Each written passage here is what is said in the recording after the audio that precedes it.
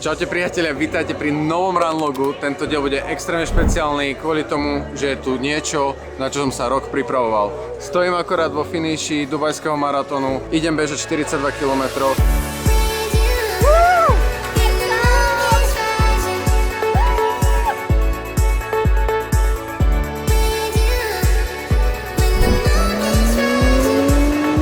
Vyzerá to tu totálne najviac mega. Je to fakt neuveriteľné proste. Nemám vôbec žiadne očakávanie od seba, čo sa týka času. Chcem si to užiť, je to môj prvý maratón. Tie ďalšie maratóny, ktoré budem bežať, tak kľudne môžu byť na čas, kľudne to môže byť pila, ale ten prvý v Dubaji chcem mať zapamätaný ako ten, ktorý som si najviac extrémne užil.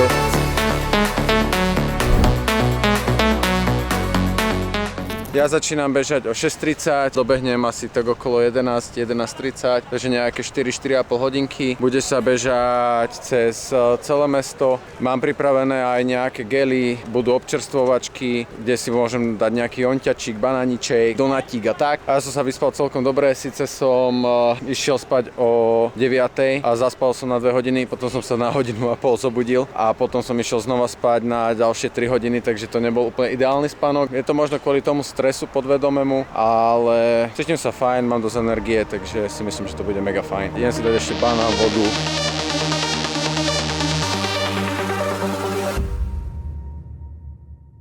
Tomu neboj, bude dobre, všetko bude tak, ako má byť. Aby si sa držal, aby sa ti behalo s ľahkosťou, aby si nenadával, keď dobehne, že už nikdy ani Bohovi.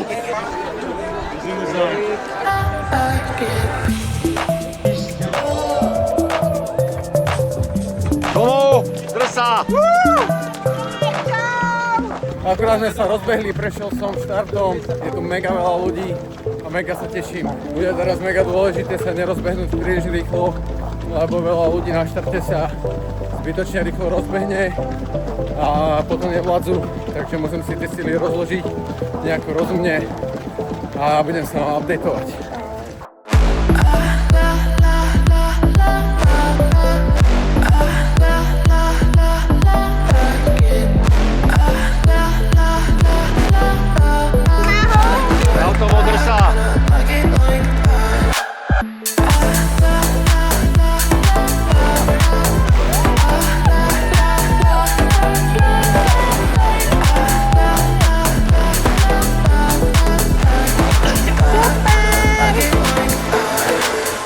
Beží sa mi úplne úžasne, som mega vďačný za to, že tu môžem byť, že som zdravý a že mám to privilegium behať.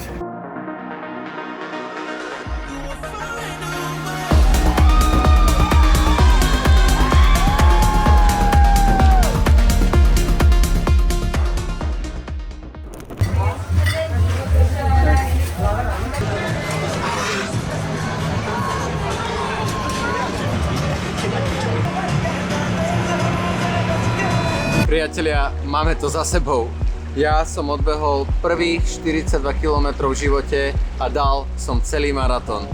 Bolo to neuveriteľné, bolo to najťažšie, čo som vo športe zažil a som na seba nesmierne hrdý, že som to dokázal, lebo ma to stalo extrémne veľa dní, kedy som musel obetovať rôzne party, kamarátov a musel som ísť behať v rôznom počasí za rôznych podmienok. A som extrémne rád, že sa to teraz celé zúročilo. Je to zážitok, ktorý mi zostane do konca života. Je mi zároveň trošku ľúto, že už nikdy nezažijem ten pocit, že som maratón odbehol prvýkrát, ale zároveň sa teším, lebo som ho dal za 4 hodiny aj 29 minút v tempe 6:19, čo je za mňa úplne super na prvý maratón. Je to odbehnuté, je to dán, týmto určite nekončím. Tento rok chcem odbehnúť 5 maratónov. Jeden už mám za sebou, prihlásil som sa akorát na ďalší maratón, a to v Bratislave, ktorý sa uskutoční 12. apríla. Potom chcem ísť si zabehnúť ešte pražský maratón a zostanú mi 2. A tie 2 by som chcel odbehnúť niekde v zahraničí. Takže nás čaká ešte veľa bežeckého obsahu. Dúfam, že vás to baví.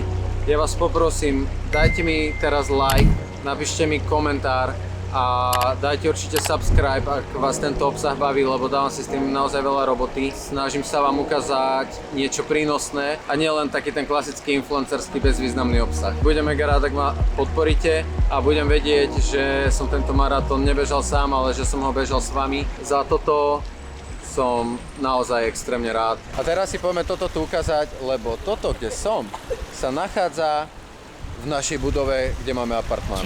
Let's go!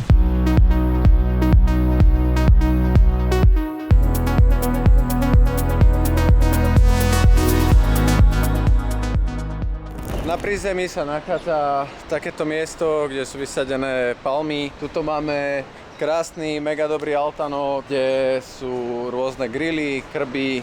Môžete si tu čokoľvek opiecť. Hneď z tohto altánku máte takýto mega výhľad na lehátka s výrivkou a s bazénom. Ale poďme si ukázať aj vnútrajšok, lebo tam sa nachádza gym.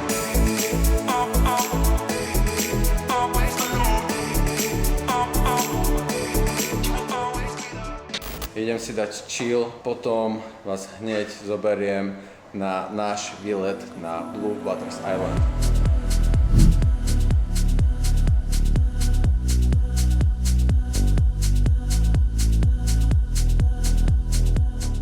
Zastavili sme sa ešte tuto v podniku Blinberry, čo je na tejto promenáde za mnou a rozhodol som sa, že tu zjeme palacinky, lebo sme mali s maminou na ne veľkú chuť a objednal som, že jahodovú s nutelou klasiku a ešte aj, že dubajskú čokoládu, ktorú som nikdy v živote nemal a ani moji rodičia, takže ideme to otestovať.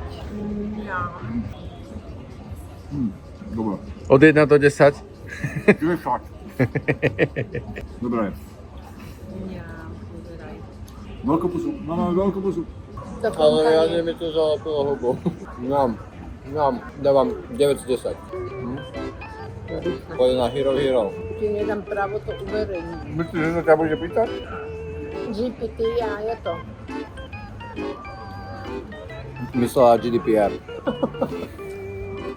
Čo je to skamol?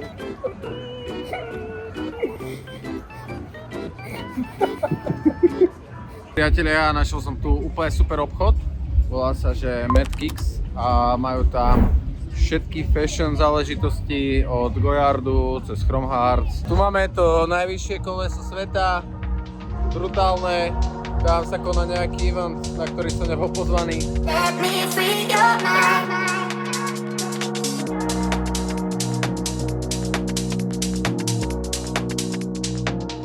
Je tu odtiaľto aj brutálny výhľad na celú Dubaj Marinu. Toto je určite go-to spot.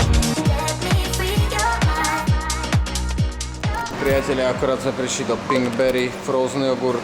Je to takáto prevádzka, kde si môžete dať mrazenú zmrzlinu a môžete si ju proste ozdobiť všelijakými prkotinami. Takže ideálna sacharidová bomba takto na večer po maratóne. Takto to vyzerá. Máme tam blueberry a potom jogurtovú. Ja som si tam dal mango a jahody, ty si tam dala tiež mango a jahody. Ja tu mám čokoládu, mamina tam má lentilky a obidvaja tam máme ešte pistaciový krém. Ideme to otestovať.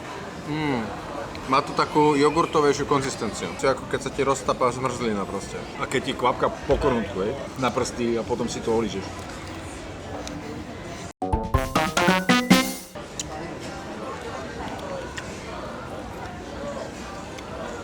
V čom je táto zmrzlina iná, než iná mrazená zmrzlina? Lebo to je jogurt, ako keby zamrazený. A že ty si môžeš podať, čo chceš a si to nakombinovať. Že vlastne je to na tvojom rozhodnutí, čo chceš. Čo si dáš. Práve sme naleteli na marketingový ťah Dubaja, podľa mňa.